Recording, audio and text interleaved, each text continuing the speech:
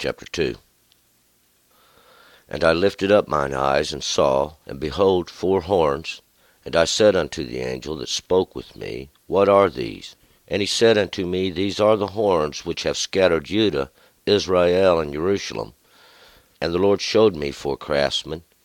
Then said I, What come these to do? And he spoke, saying, These, the horns which scattered Judah, so that no man did lift up his head, these then are come to frighten them, to cast down the horns of the nations, which have lifted up their horn against the land of Judah, to scatter it. And I lifted up mine eyes, and saw, and behold, a man with a measuring line in his hand. Then said I, Whither goest you? And he said unto me, To measure Jerusalem, to see what is the breadth thereof, and what is the length thereof. And behold, the angel that spoke with me went forth, and another angel went out to meet him, and said unto him, Run, speak to this young man, saying, Jerusalem shall be inhabited without walls for the multitude of men and cattle therein. For I, saith the Lord, will be unto her a wall of fire round about, and I will be the glory in the midst of her. Ho, ho, flee from the land of the north, saith the Lord, for I have spread you abroad as the 4 winds of heaven, saith the Lord. Ho, Zion, escape you that dwelleth with the daughter of Babylon. For thus saith the Lord of hosts, who sent me after glory unto the nations which spoiled you, Surely he that toucheth you toucheth the apple of his eye. For behold, I will shake my hand over them, and they shall be a spoil to those that serve them. And you shall know that the Lord of hosts hath sent me.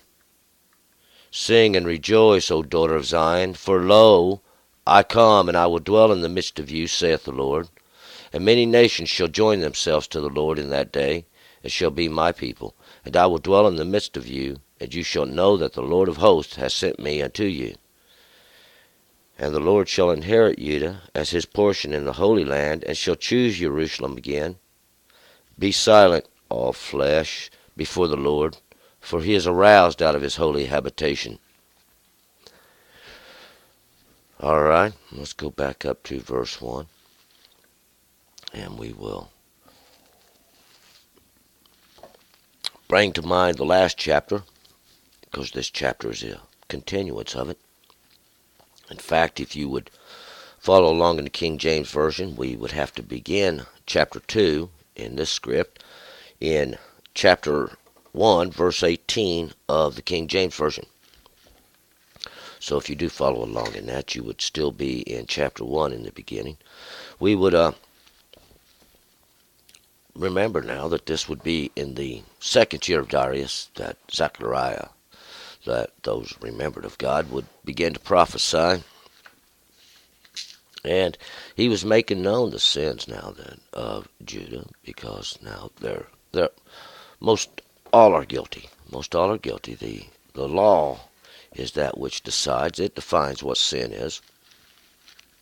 And we'll find out that this word was sent to Zechariah. He would be the one who would be proclaiming.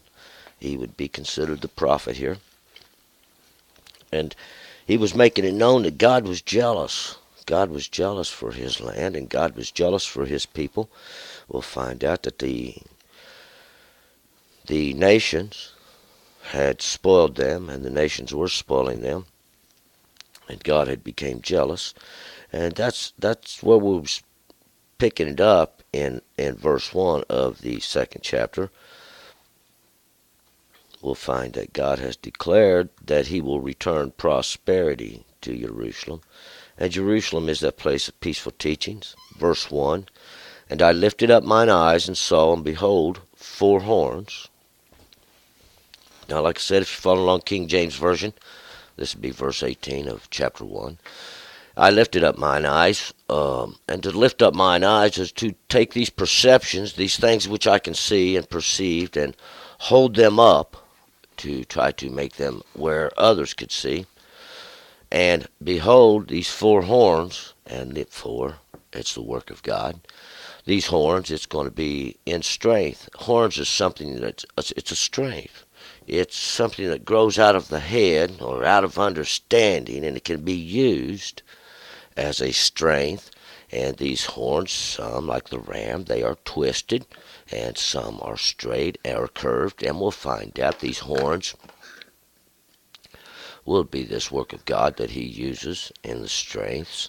2. And I said unto the angel that spoke unto me, What are these? And he said unto me, These are the horns which have scattered Judah, Israel, and Jerusalem. And these are the horns, these things that have scattered Judah, Israel, and Jerusalem. Those are praisings. Those that contend with the mighty one in that city of peaceful teachings will find out this was the example. This is the documented example that we have here in the book. And these horns are the strengths that God had used all the other nations round about even to scatter the people. 3. And the Lord showed me 4 craftsmen. And these 4 craftsmen, once again, it's going to be the work of God. This word craftsman here is an artificer, a carpenter, I believe, is what the King James Version. And these that make, and we'll find out, these that are that they've come for destruction. The word is karash, and this is an engraver, an artificer, one who graves, and we'll find out he is skillful now in destruction. He can destruct. That's what an engraving does. It takes a rock and engraves and sculpts into it these things, which we'll find out. It's the work of God. 4. Then said I, What come these to do? And he spoke, saying, These, the horns which scattered Judah, so that no man did lift up his head, these then are come to frighten them, to cast down the horns of the nations, which lifted up their horn against the land of Judah, to scatter it. And these horns, these strengths that were of the nations that they had given, that God had given, these 4, because it was the work of God, to scatter Judah, to scatter, push around. That's what a horn does, push around, to take charge of, these of praisings, so that no man did lift up his head, so that no man could exalt his understanding. These, and we're talking about these craftsmen now, are come to frighten them, to cast down the horns of the nations, which lift up their horn against the land of Judah, to scatter it. And these would be those that have come to frighten, come to terrorize, to cast down to that which was exalted, to that which was lifted up, to bring it back down, and that would be these horns of the nations, those strengths that God had given them even. And we'll find out these strengths that God had given them in that period of time, in any period of time, as always, these delusions of the understandings of men. See these idols, these things, and it's generally a man in some form or another, half man, half God in some form or another. These were the strengths that God had given the other nations. See, the Elohim, he is the mighty one that rules over these strong ones. So God give those to rule all the other nations. That was their strengths, and these have come to cast these down, see, to break their images, because that was the purpose they was made for, and even in the beginning. 5. And I lifted up mine eyes and saw, and behold, a man with a measuring line in his hand. And I lifted up mine eyes once again. We're going to take these understandings and hold them up so that you can see them. This man with a measuring line, and this line he has is a line of determinations. It is going to set, it's going to determine, it's going to state the edges of, is in his hand, it's in his works. This is going to be the purpose of it. 6. Then I said, Whither goest you? And he said unto me, To measure Jerusalem, to see what is the breadth thereof, and what is the length thereof. And to measure Jerusalem, to determine Jerusalem. See, to determine that place of peaceful teachings, to see just what is the breadth thereof, and that's what it's used for. What is it used for? This city of peaceful teachings, and what is the length thereof? What is its determinations? 7. And behold, the angel that spoke with me went forth, and another angel went out to meet him. And this angel, this messenger that was from God, was went forth, and another angel, another messenger that was sent by God went forth, 8, and said unto him, Run, speak to this young man, saying, Jerusalem shall be inhabited without walls for the multitude of men and cattle therein. And we'll find out this young man. This young man is Zechariah, those that are remembered of God. He is the son of Barachiah, those that are blessed of God. The one who come forth from Edo, even, that was the witness of God, even the messenger, the one who come before God, say, Jerusalem shall be inhabited. Jerusalem, that place of peaceful teaching, shall be inhabited without walls, without these things that separate, for the multitude of men and cattle therein. For the multitude, because there will be so much multitude of men and cattle. Men are these things that go forth. They go forth with seed. They go forth. And these cattle are those that are led. These are those that they tend. 9. For I, saith the Lord, will be unto her a wall of fire round about, and I will be the glory in the midst of her. For I, saith the Lord, will be unto her a wall of fire. And this wall of fire is something that separates. And we'll find out here, it's a wall of fire, because that's the judgment of God, see. It's the law about her. That's what a wall is. And God will be the glory in the midst of her. And because why? It's all the work of God. This is something that God's done. He did that. He was able to build his city, see, within the confines of judgment itself. 10. Ho, ho, flee then from the land of north, saith the Lord. For I have spread you abroad as the four winds of heaven, saith the Lord. Ho, alas, alas, we'll find out salvation. Flee from the land of the north, saith the Lord. Flee, run, get out of that place of judgment, that place where they find that God has dedicated for this purpose, saith the Lord. For I have spread you abroad as the four winds of heaven. God is the work of God. Four. Anytime we see a four, we know it's the work of God. These four winds of heaven, that which he created even in the beginning, these four winds, those things that move across time, these understandings that come from God, even.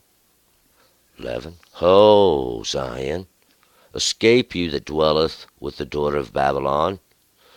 Ho, alas, once again, Zion, this parched place, that place that was set for a post, a marker, been made an example of from the beginning, within Jerusalem itself, we'll find escape. Get out of there. Run, flee, save yourselves, you that dwell with the daughter of Babylon. And that's that daughter of Babylon, that understanding of confusion, even in this one who come forth from her mother. And that was that reflection of her father, the understanding of confusion. 12. For thus saith the Lord of hosts, who sent me after glory unto the nations which spoiled you. Surely he that toucheth you toucheth the apple of his eye. For thus saith the Lord of hosts, who sent me after glory, after honor, after to get honor even for God, unto the nations which spoiled you. And these were those that was exalted over those of Judah. Surely he that toucheth you toucheth the apple of his eye. Surely. Now, these ones that God has been making an example of, God's been using to serve him through time, so that he could prove to the earth he is God. He is God. 13. For behold, I will shake my hand over them, and they shall be a spoil to those that serve them. And you shall know that the Lord of hosts has sent me. For behold, watch and see, look, I will shake my hand over them, this work, this great work even, and they shall be a spoil to those that serve them.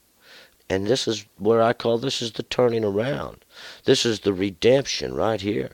See, where those that were exalted become abased, that which was abased is lifted up. And that creates a level, flat place. And you shall know that the Lord hath sent me. 14, sing and rejoice, O daughter of Zion, for lo, I come, and I will dwell in the midst of you, saith the Lord. Sing, rejoice, be festive, O daughter of Zion. This understanding of Zion, even that parched place, see, that's that place God made an example of before. Witness it. Lo, I come, and I will dwell in the midst of you, saith the Lord. 15, and many nations shall join themselves to the Lord in that day, and shall be my people, and I will dwell in the midst of you, and you shall know that the Lord of hosts has sent me unto you. And many nations, many nations, shall join themselves to the Lord in that day, even in that understanding. See, knowing that it's all the work of God. This is something that God did even from the beginning. And I will dwell in the midst of you, and you shall know that the Lord of hosts has sent me unto you. 16, and the Lord shall inherit Judah as his portion in the Holy Land, and shall choose Jerusalem again. Because the Lord shall inherit Judah. That's those of praising. That's his portion. See, that's his portion in the Holy Land. That was his servant, those that served him even, to produce the understanding that he is God. See, he is God, and he rules in heaven and earth. Judah is his portion, even Jerusalem. That's that city of peaceful teachings in it. See, in that holy land. That holy land is that place that's hallowed. It's set aside. It belongs to God. Nobody should touch it and pollute it. That the Lord has raised up. But he shall choose Jerusalem again. Jerusalem's that city of peaceful teaching. See, God set his name there, and it's perpetual. See, God will yet choose that city again. 17, be silent, all flesh, before the Lord, for he is aroused out of his holy habitation. Be silent. Be quiet. Be still even. Know that he is God. All flesh before the Lord, because we'll find out God is aroused now out of his holy habitation, that hallowed place where he alone inhabits. It's that place of judgment. It's that place where we'll find out the fire separates. That's the judgment of God. It's the law of God. He sent it forth even in the beginning. God scattered you in all the earth. See, God did it. It's his work. This is what he done. Let's go to chapter 3. Turn and return.